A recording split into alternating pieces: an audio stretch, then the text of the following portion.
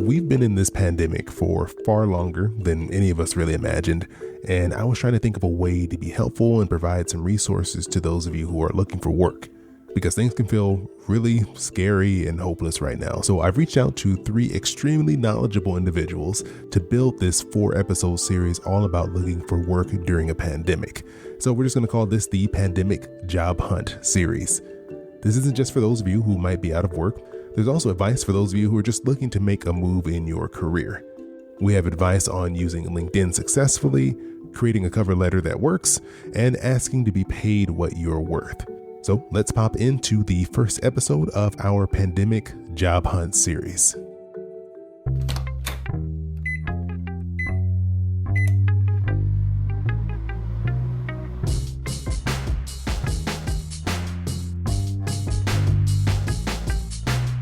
Hey, this is Chris. Hope you're doing well, and welcome to Popcorn Finance, the show where we discuss finance and about the time it takes to make a bag of popcorn.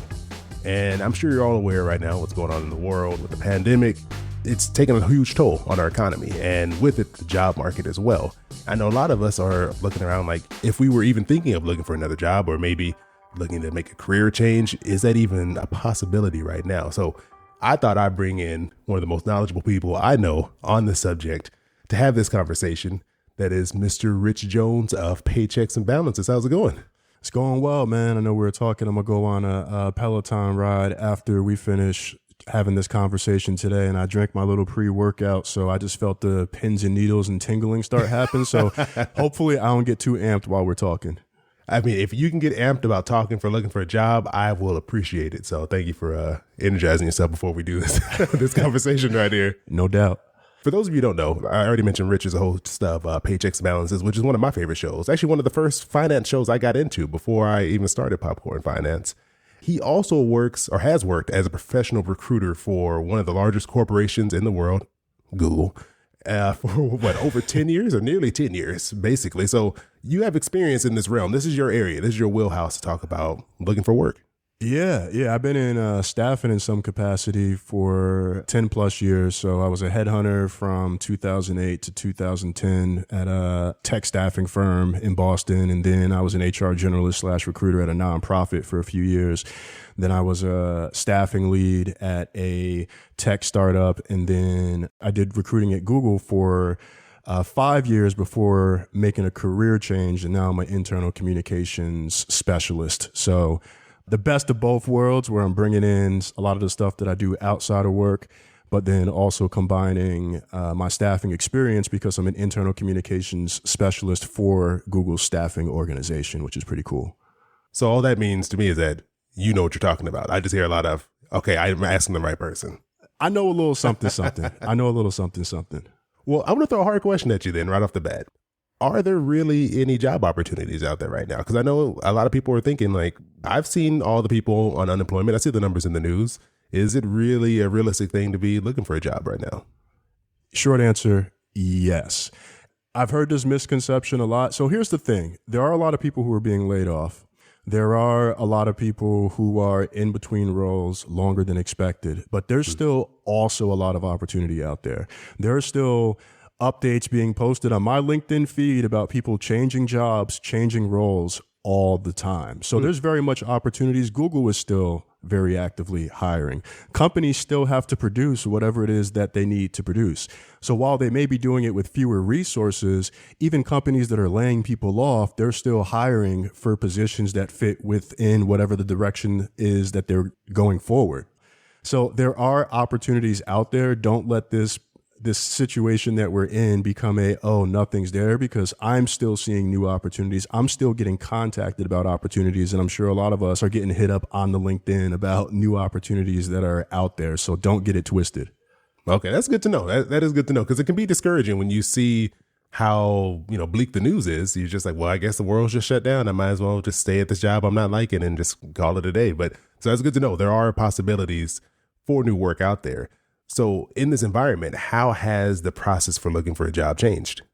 One thing that's different now is, particularly in the interview process, is that everything is virtual. Or for a lot of companies, everything is virtual because people aren't going back into the office yet. So previously it would be, okay, you have a phone interview, then you go in for an on-site. and, you freshen up your shoes, or if you're in tech, you put on your jeans that aren't ripped and you go in for the interview. Whereas now, even that on-site interview is virtual. So it's kind of like having, however many 4, 5, 6 phone interviews or video interviews, which I actually think can work in people's favor, because depending on what your personality is like, I see an interview from home as an open book test in a way. I got 2 screens set up. So on one screen, I got my resume, my key talking points. On the other screen, I got the person that I'm talking to. And a lot of the other things around job searching have not changed that much. I actually think as far as how people go about promoting themselves has gotten a little bit easier during hashtag these times. Why is that? Why do you think that it's gotten easier? Well, because so many people are looking, and it's understood that the world of work is changing. And so, for example, under normal circumstances, and maybe we are living it in the new normal, it wouldn't have made sense to be like, hey, y'all, I'm looking for new opportunities. Or let me not say it wouldn't have made sense, but it was more frowned upon to blast to your network that you're looking for new opportunities versus doing that more stealth mode. Whereas now people know that a lot of folks are being laid off. People know that a lot of folks are out here looking for opportunities. So it's actually a lot more acceptable to say, hey, I've been negatively impacted. Maybe you don't put the word negatively, or hey, I'm looking for a new role, and to blast that out to your network, which I think is really important because that gets you on people's minds. So I think about a change that I made. When I made the move to the nonprofit in 2010, I hadn't blasted it out to my network widely, but there were people that I told I'm looking to make a move to more of a HR journalist position that also has recruiting responsibilities. And how I ended up getting that role is when somebody heard that a position was opening at their company, they thought of me, they referred me, I went through the process. So that being able to share it with more people and it not be frowned upon, now is the time to say, hey, I'm looking. And it's also easier to network where you don't need to wait for some in-person networking event. Everything is virtual right now. So being able to connect with people and have a conversation over Zoom, Skype, Google Hangouts, Google Meet. I got to mention that because that's where I work. It's a lot more acceptable and normal to have these virtual conversations versus what was previously, let's schedule this coffee chat, because ain't nobody trying to go out there and get that coffee, especially right now, or at least not without their mask on. So it is a little bit easier to have some of these conversations because the burden of setting those conversations up is lighter since we're all doing it from home. And that's children, family, background noise stuff aside. That's a good insight into that, because you're right, because I think everyone's used to what the reality is right now. So everyone's going to be a little more understanding of your situation, where you're at than before, where maybe someone's like, oh, they're very unprofessional. They're like, oh, no, I know how it is because my kid's screaming in the other room right now. So it's we're on the same playing field right now. Exactly. And people want to help. People who are employed and people who are in fortunate positions. I think people like us, people who listen to your podcast, ultimately, we all want to help people. And we realize we can't help the world and boil the ocean. But when I see people looking or people in my network, my first thing is, what can I do? And even if I'm not the person that can help them, I do think about who I could potentially connect them to that would be able to help move them along. I've even referred someone into Google because they posted on Twitter that they were looking for a new role. Someone tagged me into the tweet. I looked the person's LinkedIn profile up. I saw that they were super thorough about everything that they'd done. I had a conversation with them and they ended up getting an interview. And that was just from them just posting on Twitter, hey, I'm thinking about an opportunity at Google. Does anybody know anyone? And I was happy to jump in and help this person out. But I helped them out because they had their stuff together. And it wasn't just I need to get a job or I need a job. It was I am looking at this particular opportunity.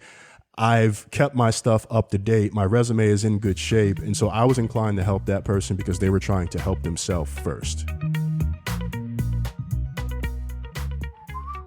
Today's bag of popcorn is brought to you all by H&R Block, who is here to help you make tax season a little bit less stressful this year. And if you're like me, you're not ever looking forward to doing your taxes. There's not a circumstance under which I've been, you know what, I would love to sit down and go through all my paperwork and file my taxes this year. It just doesn't happen. So with H&R Block, filing your taxes does not have to be hard. Whether you want someone to do your taxes for you, you're like, get this out of my hands, I don't ever want to look at this paperwork again, or you're doing it yourself and you just need a little bit of help. H&R Block is available to answer a quick question, check your work, or do all the work for you. So if you decided you're going to tackle your taxes on your own this year, no worries. H&R Block's experienced tax professionals are standing by to help. They can help you via screen share or on-demand chat. Or if you're like, you know what, I'm not even touching this, I want a tax professional to help me, H&R Block has you covered. Even during a pandemic, they have options to help you feel comfortable. You can just drop your documents off at a local office and they'll do the rest for you. You just review and approve online. So to learn more and get the tax help you need and get 20% off your online tax filing, head to hrblock.com/popcorn. Again, that's hrblock.com/popcorn. What are some more tips that you have for people who are approaching this process of looking for work right now?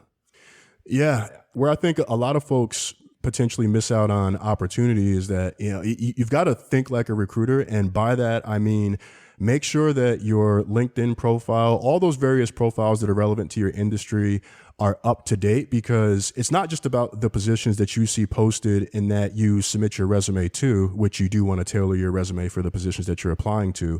But there are very much still recruiters who are out there searching for folks, running searches on LinkedIn, running searches on Google, and looking for people. And for a lot of those opportunities, these are positions that may not even be posted publicly. By not having your profiles updated, you're potentially missing out on opportunities that you didn't even know exist. So when you look on like a LinkedIn and you see 10, 15 people, 20 people have viewed your profile, those could be recruiters. And depending on what their settings are, you can see if that's a hiring manager or if that's a recruiter at another company. So, making sure that in your headline on LinkedIn, you don't want to put looking for work. Now, that's because that's then the first thing that a recruiter sees when your profile comes up in the search results, which might sound contradictory to what I was saying earlier about sharing with your network. But it's one thing to share a social post with your network that you're looking. It's another thing to put in your headline, which is valuable real estate, that you're looking for work or need job now. What a recruiter wants to do is get as quickly as possible to the person or the type of profile that they're looking for to fill the role that they need. So think of it very much like a Google search. When you search something in Google and you see the results come up, you usually click on the first thing that's most relevant to whatever it is that you're looking for. So if I run a search as a recruiter, and let's say I'm going to use myself for an example, let's say I'm looking for an HR professional and I'm searching for general terms that might be that job at particular companies. So an HR generalist, if I run a search for HR generalist and HR professional, and then I get a bunch of profiles that come up, I'm going to be looking at what their recent title is. I'm going to be looking at what their headline is. And if it's something completely off, I'm just going to continue to move on through the search until I find people or until I find exactly what it is that I'm looking for. So it's really important right now that when you're optimizing your profiles, particularly if you work somewhere that has funky job titles that aren't the industry standard. Yeah, I've been in those places. Yeah, it is okay to update your title to something that is more representative and more common of what you would see in the industry. So if you're an accountant, you want to say that you're an accountant, not a money ninja, not a somebody. And you've probably seen some of these things. So even when I was an HR generalist, my formal title at the company was talent associate, but like, what does that really mean? Yeah, exactly. So when I updated my profile on LinkedIn, I switched that to HR generalist and recruiter, so that if a recruiter was searching for an HR generalist or a recruiter, my profile was more likely to come up. And I think that that's a really critical difference right now, is that especially in this virtual environment and people just spending more time at their computers, that you're keeping your profiles up to date and you're keeping them optimized, not just for the role you do today, but ultimately for the role that you want to move into. That is great advice. I'm just like wrapping my head around this. Like, so many times I have either put a very basic title that didn't really make a lot of sense, or I've seen other people with crazy titles out there. And it makes sense that people, if they're looking for potential hires, new hires, they're going to be looking for people who have experience in those roles. And if you put something crazy or something that doesn't make sense, they're not going to find you. Yeah. And I'll give one other tip that I found really helpful, particularly with LinkedIn. And I like to think of LinkedIn as a career consultant in a lot of ways, particularly if you're thinking about making a career change or even your next role. Part of what you want to identify is what your transferable skills are. A lot of people struggle with that because they don't even know what they're trying to move to and how to map those transferable skills. So if you're looking for a role, I encourage people to go on a site like a LinkedIn, find people who are currently in that position to see what their actual responsibilities are. But beyond their actual responsibilities, you want to look at what they've done in the past to set them up to be able to move into that role. Yeah. And then what you do is you start kind of dumping out all the various things that you've done. And even if you don't have that exact experience, how can you take what you have done and get it to map to a similar profile of people who've actually made that move, or people who have been successful in terms of moving into that role? So don't sleep on being able to look at people's profiles, stalk them a little bit online to understand their journey, so you can figure out how to map yours to what they've done in the past to set you up for where you ultimately want to go. Oh man, I love that. That's like some reverse engineering there. Like, I'm going to work backwards to get to that role where they are. Rich, these were some great tips. I really appreciate this. I want to keep asking you more questions, but I know you got to get to your ride. You got to get that workout in. So before we go, can you let people know what's going on over at Paychecks and Balances? How can people reach out to you if they want to learn more from you, or maybe just say hi? Yeah. So Paychecks and Balances just kicked off season 2. So this season, we're going to a bi-weekly or twice a month format. So every other week, which is freeing up some time for me to work on a course. So I am creating a course on how to change your day job. It's an audio course. And then I'm going to have something else that I'm going to be working on after that. And then in terms of getting in contact with me, you can follow Paychecks and Balances on the gram and Twitter at PayBalances. If you want to follow my individual accounts, you can find me at I am Rich Jones. And yeah, happy to help however I can, regularly answering career questions, personal finance questions. And you can also look me up, follow me on LinkedIn. I've started sharing a lot more content there as well. But really, man, just trying to connect the dots between careers and money, and how good career decisions lead to good financial outcomes. I'll put all that into the show notes. You're a great resource. I always love hearing what you have to say over there. So appreciate you coming on, sharing some of your knowledge, and hope you have a good workout. Yeah, I appreciate it, man, because I'm about to have this bag of popcorn afterwards. That's the only way to celebrate a good workout, man. That's the only way. And I wanted to say thank you to all of you for coming back and joining us here for another bag of popcorn. Make sure you come back next week for episode 2 in our pandemic job hunt series, where we're going to be discussing cover letters. And let me just tell you, I have never been a fan of writing cover letters. It's always been a source of stress when I've been applying for jobs. But next week's guest really broke it down and made this feel like a much simpler and easier to tackle process. Also, come over and join me on Instagram. Look for @Popcorn Finance Podcast. I'm going to be doing a special giveaway this week. So you're going to want to come over, give me a follow, keep an eye on the feed, because I'll be putting out details on how you can win a special prize package. So as always, I appreciate you joining us here for another bag of popcorn. I hope you have an amazing rest of your week, and I'll talk to you soon. Yeah, boy, keep it poppin' like Mary Poppins.